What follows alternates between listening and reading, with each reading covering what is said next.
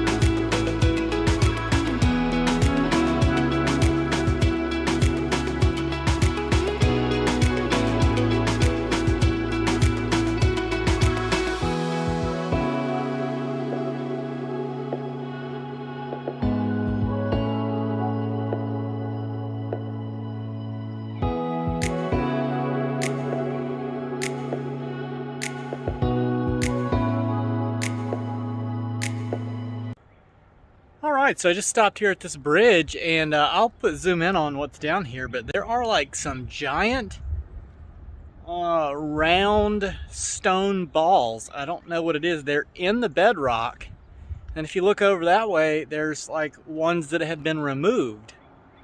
If anybody knows what this is geologically, they looked like posts when I first got here, but the more that I've surveyed it, there is like, those are stones. It's really strange. Anyway, it feels absolutely great today, and I'm riding downwind. I am so thankful for that. Anyway, let's keep going.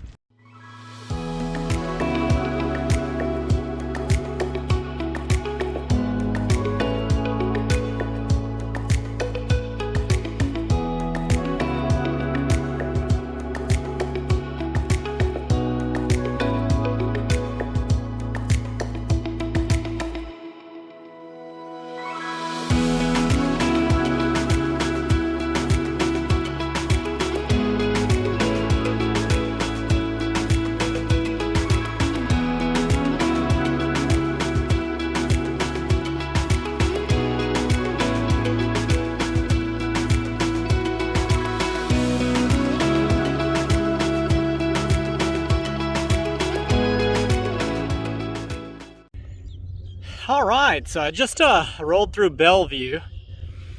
Ate at Wendy's. There was a guy there that had 11 family members that have dealt with addiction issues, and that said that some of his brothers had gone through Teen Challenge and that they were doing remarkably well, and that he has just seen God show up through Christian rehabilitation facilities. And so we got to have a good conversation there for just a little minute while I was standing at the register. But when I came out, the temperature had dropped a few degrees. Like it's much cooler now. There's more cloud cover than there was this morning. Wind still feels good, but I had looked down at my map, at my GPS, and I had only gone 12 miles, and it had taken me like 2 hours. And the only thing I can attribute to that is the entire last county, I think it was Huron County, don't quote me on that, but whatever county that was that started in Collins and ended in Bellevue, all that's unpaved, and it was soft, like they haven't done the work to it yet for the year that they would do to make it like hard crushed packed stone surface. So I guess for about 16 miles I left a rut going about 7.5 miles an hour. I took Highway 20 from Bellevue to pick the trail back up. There's like a 6.5 mile piece that's missing in Bellevue where the trail ends and connects back to here. But now it looks like it's going to be paved the rest of the way to Toledo, or to where I'm going, Genoa, and then left a few miles to the KOA. So I'm hoping that speeds things up some. But yeah, I just wanted to throw that in there. Like, if you're riding the North Coast Inland Trail, be prepared from Collins to Bellevue. It's nothing. It's not paved. Anyway, I'm gonna keep pushing onward. Here we go.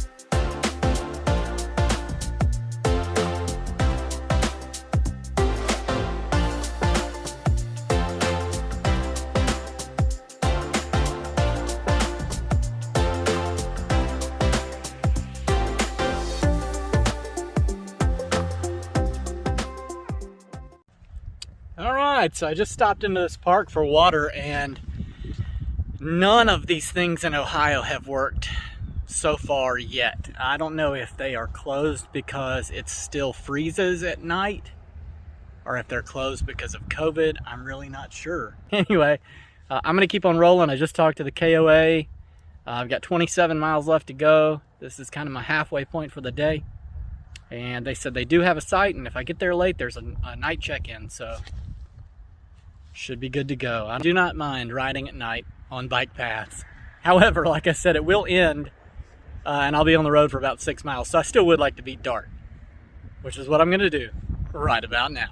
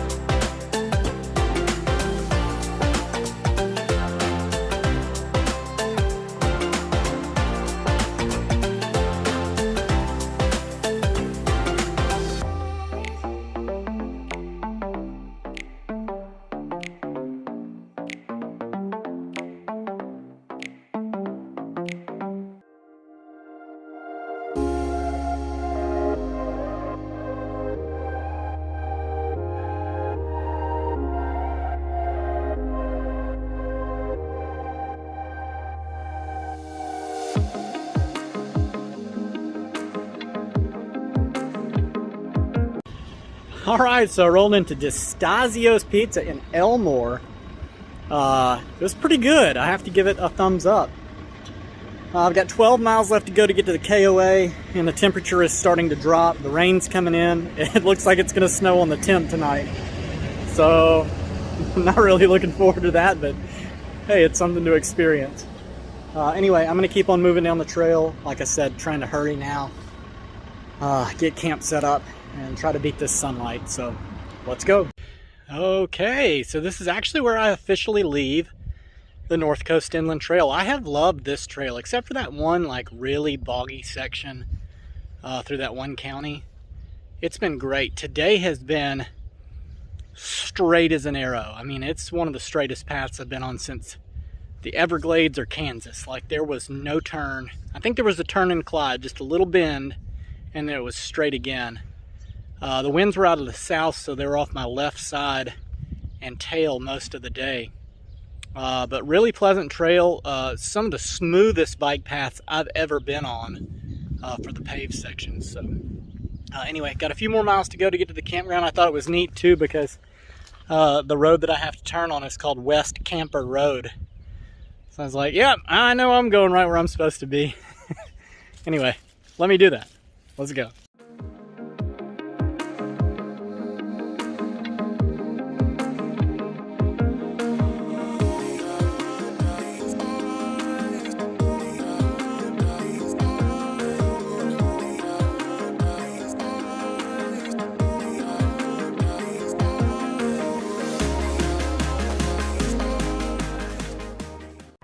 So, interesting director's note here. I'm riding down the road, and Jesus, your only way to God, John 14:6, huge billboard. But before I get here, I'm thinking, you know, this is crazy. Like, this must be the part of Ohio that nobody goes to, because I have not seen a car on this road yet. I mean, there's an interstate over here. But I was just thinking, man, this must be what it would be like riding in the apocalypse. And so then I started kind of mentally processing, well, it wouldn't be the apocalypse. It'd probably be like Armageddon. And then I was thinking, you know, people are going to be hiding, right? That's why they wouldn't be on the roads, because they'll be hiding from God at that point. And then I got to thinking about how we try to hide from our sin. And I think it's very cool that grace is allowing us, for the time being, of course, our sins will be laid bare before everyone. But God is allowing us for the time to hide from our sin, but pretty soon, if you're not right with Him, you're going to be hiding from Him personally. And so I would imagine that that's what this would feel like. I mean, I think actually Ocracoke Island had more traffic than this. When Chris Stoll and I kept trying to get that in the road shot, there were several times, like, even though there's nobody out there, that we had to stop. But this is crazy. Like, just, there's nobody out here. There's nobody out here. Anyway, Jesus, your only way to God. How cool is that?